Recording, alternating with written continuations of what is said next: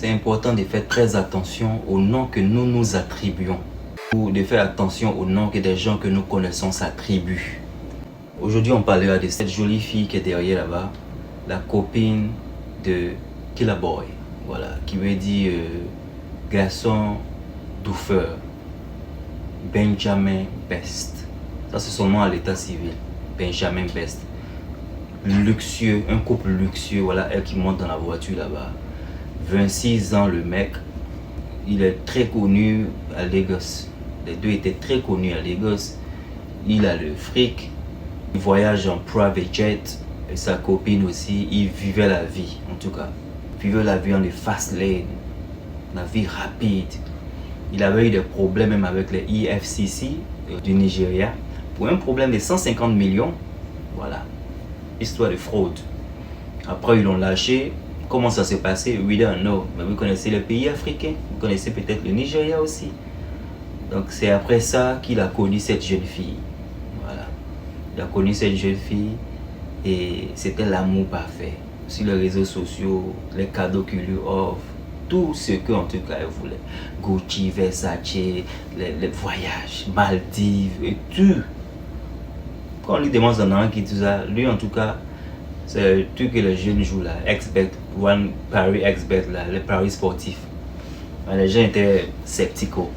Les gens n'étaient pas sûrs de ce qu'il disait, mais c'était en tout cas ce que il disait quand on lui demandait d'où son argent venait. Il a été même attrapé, ça à l'hôtel même ils ont attrapé par rapport à ses 150 millions. Parce qu'il avait utilisé une carte de quelqu'un pour prendre quelque chose de 150 millions de naira. Mais cette histoire a été balayée quelque part là-bas. On n'a plus parlé de ça, pas de persécution. Voilà, il n'a pas eu de problème.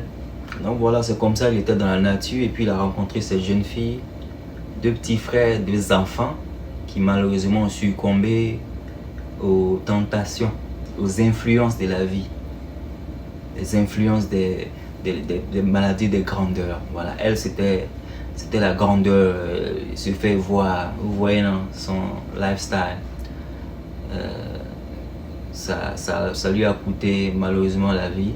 Lui aussi, actuellement, malheureusement, il est derrière les barreaux. Donc l'histoire s'est passée, comment je vous raconte? Ça s'est passé le 12 juillet 2023. Sa famille a essayé de rentrer en contact avec elle. Parce que voilà, ça fait quand même des jours, ils n'ont pas eu ses nouvelles. Donc sa mère l'appelle, on l'appelle. Et pas de nouvelles. Donc sa mère décide de partir chez elle à la maison avec sa camarade. Sa mère rentre en contact avec une de ses camarades, une des camarades de la fille.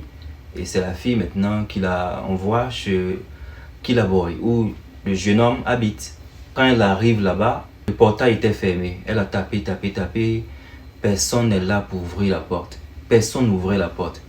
Donc immédiatement, elle a alerté les policiers pour dire que sa fille a disparu.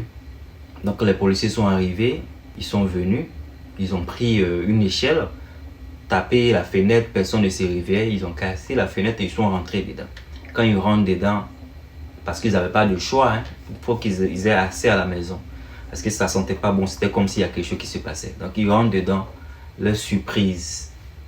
La jolie fille que vous voyez derrière là, était couchée à terre avec son corps qui est en train de décomposer. À terre.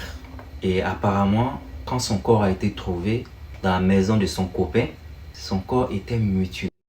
C'était en tout cas dans un mauvais état. Et il y a des parties vitales de son corps qui ont été arrachées. Voilà. Donc les gens disent qu'ils ont sûrement utilisé pour un rituel. Vous savez que ça revient à chaque fois, ces histoires de rituels. Pour des faits, c'est vrai, pour des faits, c'est un peu exagéré. Mais pour ces faits, des parties vitales arrachées, anguille sous roche. Maintenant, après la découverte du corps de la fille, c'est là que son petit ami a l'audacité de partir sur son Instagram story pour confesser. Et quand je vous dis confesser, c'est confesser. C'est le mec qui est derrière, à côté de la private jet. Il confesse et il va dire quoi? Il dit, oh, la femme a eu le dessus sur ma vie. La femme. Donc il se plaignait, il disait que la femme a eu finalement the best of him. C'est-à-dire, la femme l'a mis dans les problèmes. La femme, la femme, la femme. Il veut dire que bon, comme il aime les femmes, voilà, aujourd'hui, c'est femme qui l'a mis dans le problème. Et il continue encore pour dire quoi? Femme, oh la femme a fini. Donc il disait sur sa story, et de toute façon, que il a eu un problème avec sa copine et il a par accident poignardé. Il a fait ça par erreur. Donc après ça, il a disap, il a fui, voilà, parce que il avait peur. Et maintenant, il est dans un état de suicide. Il veut se suicider. Ok? Et les mots, je ne peux pas dire ici. Donc, il dit il a fui parce qu'il avait peur. Donc, il a décidé maintenant de mettre fin à sa VIE. De mettre fin à sa VIE.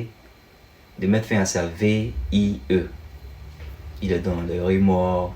Il regrette ce qu'il a fait. Il regrette que sa famille sera découragée de lui. Il est découragé de lui-même.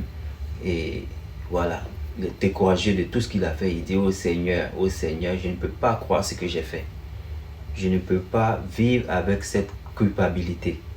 Je commence à devenir crazy. Et je vais me donner en tout cas pour dire que la vérité. Je vais me donner à la police pour dire que la vérité.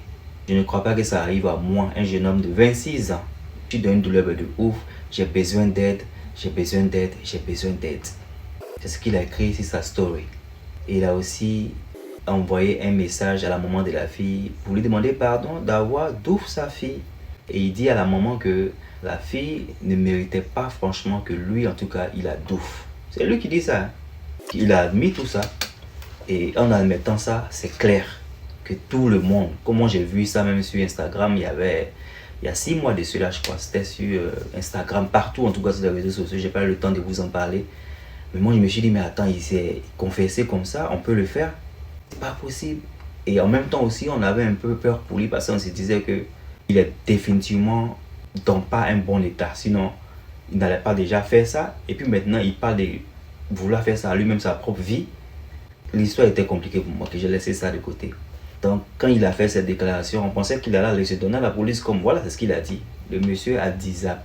Il a quitté le pays et ils sont allés l'attraper après, en dehors du Nigeria. Après cette confession d'avoir doué cette fille-là, pensez-vous que ce monsieur-là, c'est une question de rituel? Pensez-vous que c'était une légitime défense? Parce que des gens ne veulent pas croire que c'est du joujou. Parce qu'ils ont été ensemble pendant quand même 3 ans. Donc si la toile, il y avait eu 2 clans de personnes, certaines personnes disent que oh, il est en train de vouloir renouveler son rituel. Parce qu'il a été avec la fille, ça fait près de 3 ans. Et c'est sûrement quelque chose qu'il doit renouveler. Certaines personnes disent que attends, si c'est pour renouveler, pourquoi ça a pris 3 ans? Que c'est peut-être un accident, c'est peut-être parce que voilà, il voulait vraiment se défendre.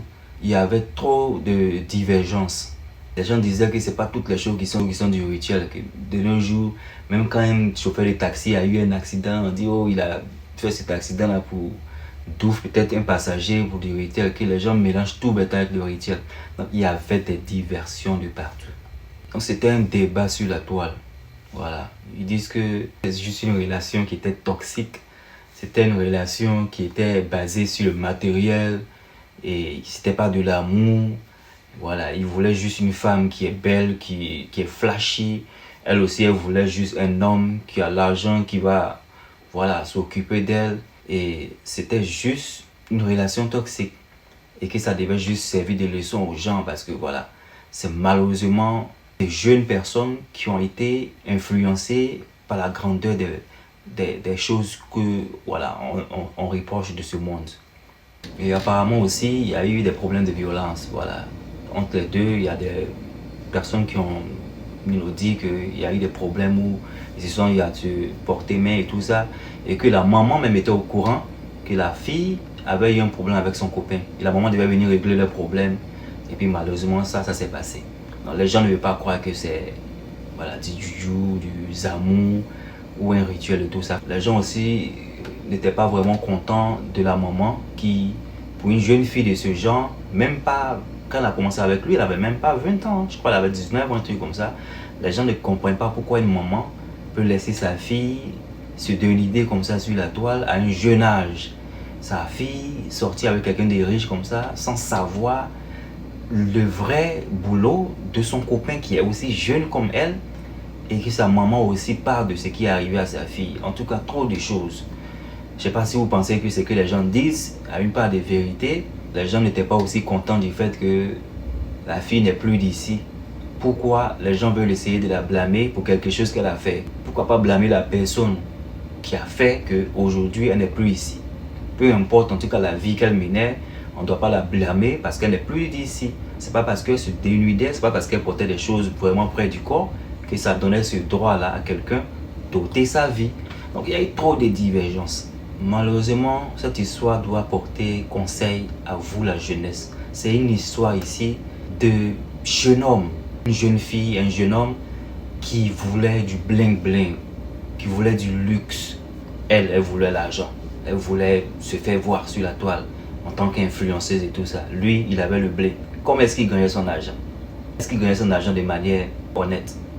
La vie de Louga, ça c'est une histoire d'action et de conséquences. Tout ce qu'on fait, on paye. Tout ce qu'on veut devenir peut avoir un prix qui peut nous coûter la vie. Faites-moi savoir ce que vous pensez de cette première vidéo. On se verra dans une deuxième vidéo parce que le mec, heureusement, il a été arrêté. Il avait fui au fait le pays. Il a été arrêté avec une deuxième nationalité, un deuxième passeport. Il a refait son nom et tout ça. On parlera de ça dans la partie 2. Ok, c'était des faux stars. Allez, bye.